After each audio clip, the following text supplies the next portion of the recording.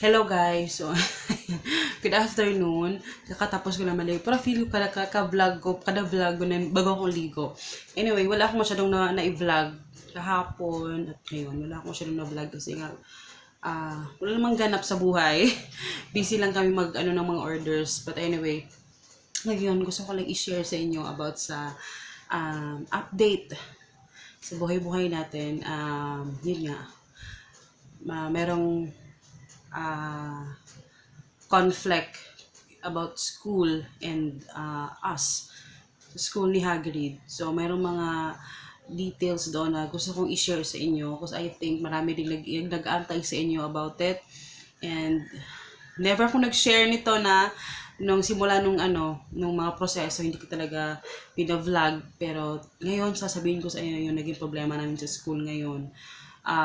Naging conflict, naging awayan namin sa school at sa amin dito sa pamilya namin. So kaya lagi ako dito kasi nandito nga yung aming dining table at maganda yung lighting dahil dyan sa aming ilaw at saka dyan sa aming yero. Pero okay na. But anyway, yun nga. Ready na ba kayo? Ready na ba kayo? Kasi ako hindi pa ako ready. Charot. Di ba nag-share ako sa inyo nung mga nakaraan about sa pag-stop ko kay Hagrid sa pag-aaral niya, ganon.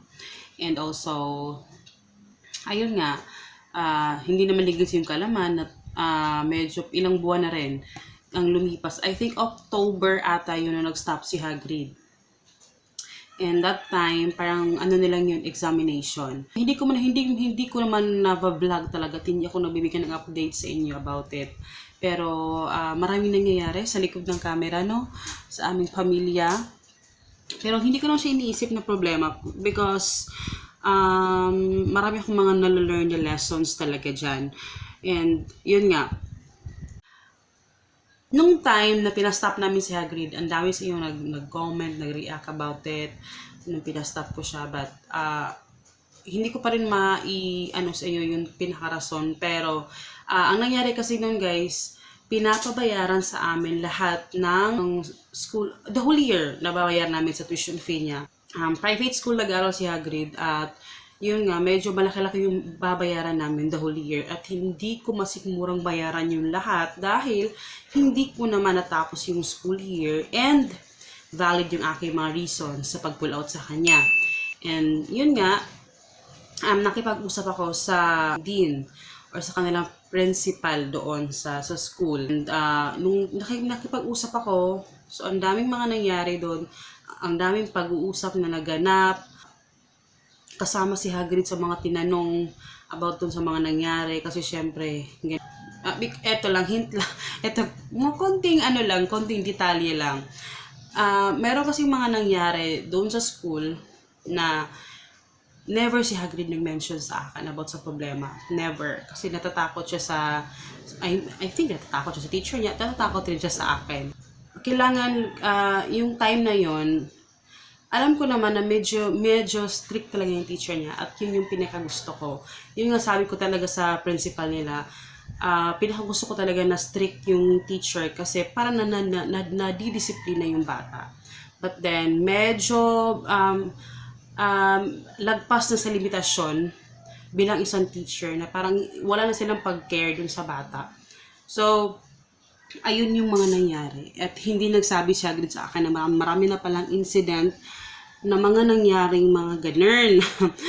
And nalaman ko na lang siya sa mga classmates niya na nagsabi sa akin. And then, nung tinanong ko siya, saka pa lang siya nagsabi sa akin na ganon. But, kalakaran pala nila yun doon sa school. And talagang ni-raise ko yun. And may na-discover ako na marami palang mga, kaya pala konti lang yung students nila doon. Kasi nga, medyo yung mga ibang mga nag-enroll doon, nagta-transfer. I don't know why, kung ano yung mga reasons nila, but I think yung mga reasons na na-encounter din namin.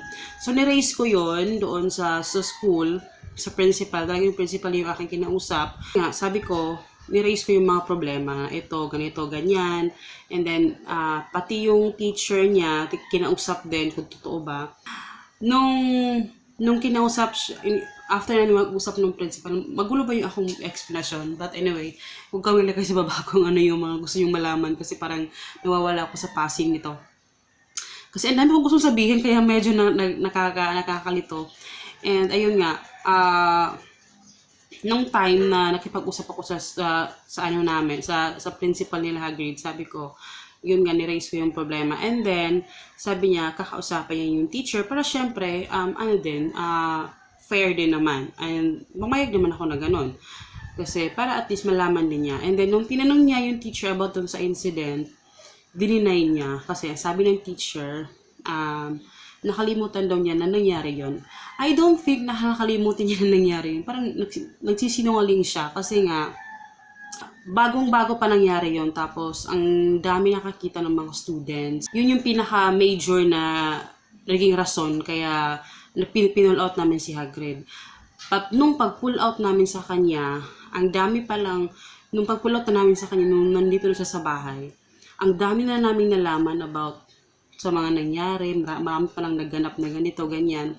And marami nagsasabi, marami nagko-comment sa akin na napaka-konsentidor ko lang daw, napaka-overprotective, ganyan. You know, tayong mga parents, yun naman yung ating obligasyon na protektahan yung ating mga anak.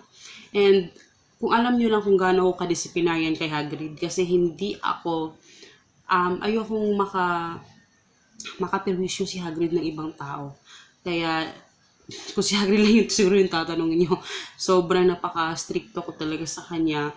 And, ayokong, naiinis ako naman nagsasabi sa akin na overprotective. Kasi, lahat naman tayong parent, kailangan natin protektan yung ating anak. But I don't think na overprotective. Hindi naman siguro overprotective. Gusto lang natin na, hindi naman maagrabyado yung anak natin, 'di ba?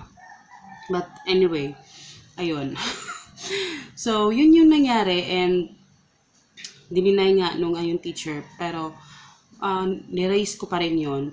Kinausap namin, pabalik-balik kami doon sa school and para makipag-meeting doon sa kanilang dean. Ang sabi naman ng dean, ayun, nag-meeting na kami and okay na sana yun, okay na sana kasi na meron na kaming mga pinirmahan doon, meron na kaming mga parang tawag doon. Parang form siya na parang papepirmahan lang namin sa guidance counselor, ganyan, sa mga dean, mga teacher, ganyan.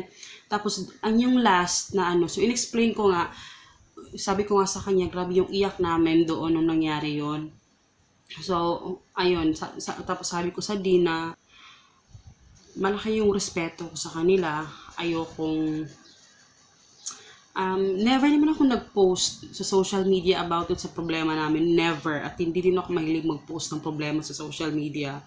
Kaya sabi ko talaga sa kanya, never nyo akong na magpo-post sa social media kasi may respeto ko sa inyo, mataas yung respeto ko sa inyo. At ayoko nang ipalabas pa ang problemang to. So, yun yung sabi ko sa principal. So, ayun nga, okay na yung pag-uusap namin. And then, pinapunta na kami, yung last na pupunta namin is yung sa COO ata yun, na papepermahan na parang ma-waive yung aming bayarin. And then, before ma-waive yung aming bayarin, pinag-explain pa ako ng grabe pag-explain na naman ulit. So, another explanation na naman kung ano yung nangyari, kung anong nangyari, yung pinakauna, so explain na naman ako. And then, ang ending, ang sabi niya sa akin, kailangan niya pang ipunta dun sa pinakataas, pinaka-head na talaga, yung aking complaints. Bago pa ma-waive yung aming tuition fee. Ang sabi niya sa akin, hintayin ko na yung tawag niya, mga, I think 2 to 3 days.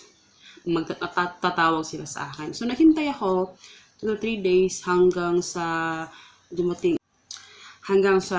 na lumagpas na 1 buwan, wala pa rin ako natanggap na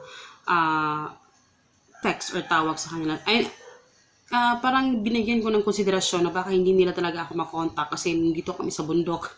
Minsan walang signal dito sa phone ko. Baka text naman lang, 'di ba? But wala. And then yun, wala akong choice. In-advise ako ng aking teacher, ng aking auntie na teacher. Sabi niya sa akin, kasi teacher siya sa public school, sabi niya sa akin, pumunta ako ng DepEd kasi kailangan kong humingi ng tulong dun kung ano yung gagawin ko. Kasi nga, akala ko okay na eh.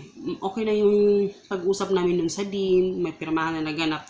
Pagdating dun sa sa pinaka na talaga na pirma, pinaka last, medyo doon na kami nahirapan at sabi, pinaasa lang ako, natatawagan ako. So, pumunta kami sa DepEd, and then nung pumunta kami sa DepEd,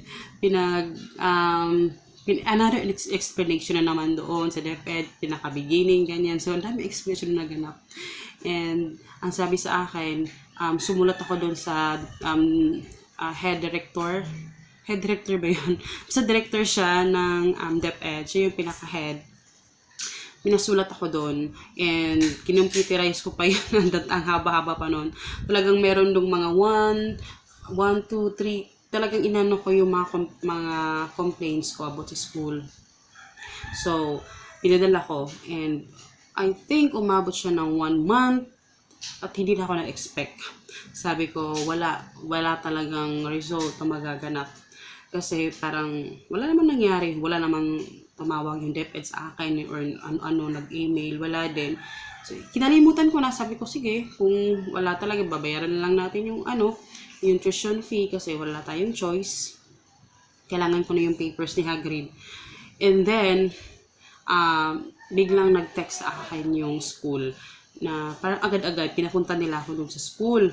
And then, yung message, parang iba, alam mo yung parang hindi siya, parang alam mo yung nagtitext na naggalit siya.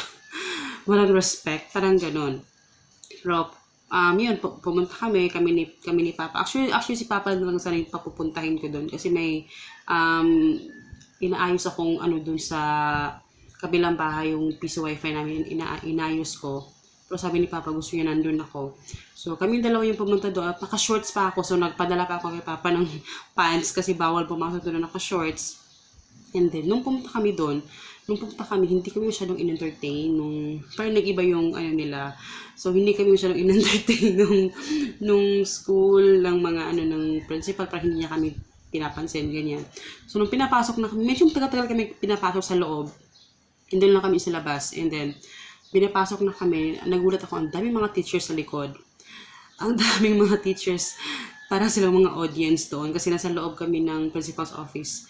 And then, pagpasok namin nun, iba yung itsura ng principal. Parang galit na galit siya sa akin, te. So, pero may idea na ako, baka natanggap na nila yung letter ng DepEd. Kasi sabi sila, yung DepEd, after ko mapadala ng letter, yung DepEd naman yung magpapadala ng letter sa school. And then, sabi niya, ayun, medyo nag-iba yung itsura niya, galit siya sa akin talaga. Ang alam ko kasi yung mukha niya talaga, walang ka-smile-smile. So, galit siya sa akin. And then, sabi niya, akala daw niya na okay na daw. Kasi bakit daw ito mga 1, 2, 3. Hindi, nakalimutan ko na nga kung ano yung mga sinulat ko dun sa number 1, 2, and 3. Pero sabi niya dun sa sinulat ko dun na pinadala. Kasi yung DepEd, yung sulat ko, pinadala pala dun sa school. Kalain mo. Hindi ko in-expect yun. And nabasa nila yun lahat yung mga complaints ko. And also, yun nga, nakakatawa, no? Ako lang may natawa.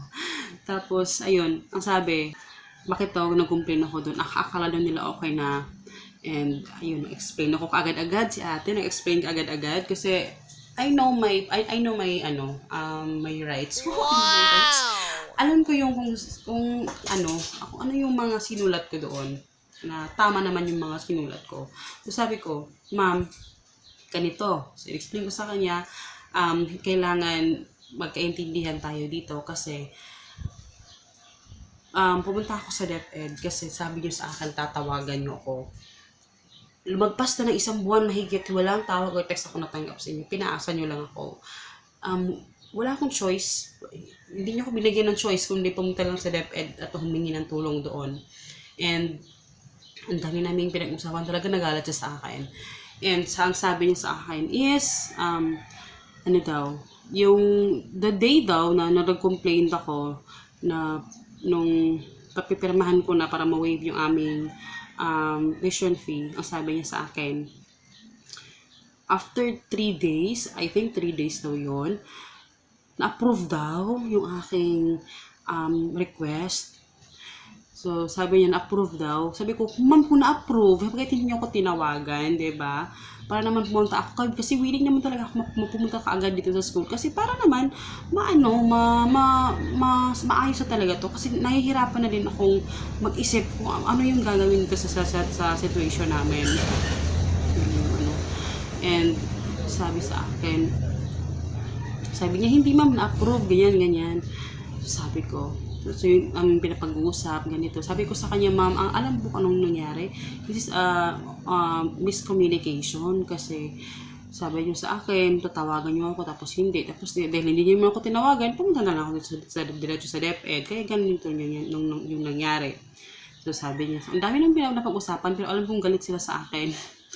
So, nung ayun nga, sabi niya sa akin na yung babayaran na lang namin is, I think nasa mga 7,000 na lang daw. So, sabi ko, okay na lang din na 7,000 ka. Tatanggapin ko na lang yun kasi, ano naman. And, ayun nga. Yung sabi ko sa kanya na titingnan ko, kasi hawak niya yung result kung kailan na-approve yung aking request, yung papel na pinotocopy niya. And then, nandun yung babayaran ko. Sabi ko sa kanya, pwede patingin. Hindi niya pitingin sa akin. Sinabi niya lang, sabi ko, patingin ma'am, ayun yung patingin sa akin yung papel. And I really do believe na in-approve lang nila yung aking request nung natanggap na nila yung letter from DepEd. So, ganun yun yung aking naramdaman kasi ayun yung ipakita sa akin yung papel. And okay lang naman sa akin na hindi ipakita sa akin yung papel. And then may pinapirmahan sa akin. So, bago ko pumirma, binasa ko muna kasi baka ano yung pinapirmahan sa akin. Pero, ayun, ganyan. And, ayun, medyo wala ng tinik yung aking dibdib, natapos na siya. But, ayun, napapasalamat ako sa mga nakakaintindi sa amin. And then, sa hindi naman nakakaintindi, salamat din. Salamat pa rin sa inyong mga simpatsya, diba? But, sana maintindihan nyo rin, no, na gusto ko lang, kaya share ko to sa inyo, kasi kasi ang dami-dami, lalong-lalo na sa mga, mga students na nasa elementary na minsan, hindi lahat ng teacher, hindi ko sinasabi lahat ng teacher ganun ha, pero may mga teacher talaga na, grabe talaga manakit. And na-experience yan, na-witness ko yan, dun sa mga kapatid ni Papa dati. Grabe talaga yung teacher, pero nag-retire na kasi yun eh. Pero, may mga teacher pa rin na gano'n na okay lang naman talaga magdisiplina ng bata, no? Pero, meron kasing iba na medyo sobra yung pag-ano nila. And meron akong mga kakilala ng mga kapitbahay namin na nagsasabi talagang nag-complain sila kasi sa teacher na grabe naman teacher na bakit ganito yung anak ko, ganyan. Kasi natakot na yung bata na magpumasok kasi talagang pinag-iinitan siya ng teacher. And I really stand on my point. Ito ba yung sinabi ko? Talagang sabi ko talaga, pag tama naman yung ano mo, ipaglaban mo, diba? Wow, parang sa katwiran ka, ipaglaban mo. Pero totoo talaga guys, pag feeling mo na parang nasa tama ka naman, i-push mo na erase yung problema. Pero wag naman yung push kahit parang ang liit-liit lang ng problema, talagang push na, diba? Wag naman ganun. Pag parang medyo over na, ayun, pwede na, diba? And yun naman gusto kong i-share kasi mahaba na itong vlog na pinano ko. So, ayun guys, yun lang naman yung aking gusto kong i-share. And please leave comment down below kung meron kayong mga advice. Alam ko naman na marami talagang gusto mag-advise nyo sa akin. And maraming gustong, alam nyo, mag-comment kayo sa baba. Kasi talagang yan, binabasa namin. Even si Papa, binabasa niya yung mga comments nila. Talagang napag-uusapan namin yan, ganyan. So, ayun. Salamat sa panonood and bye.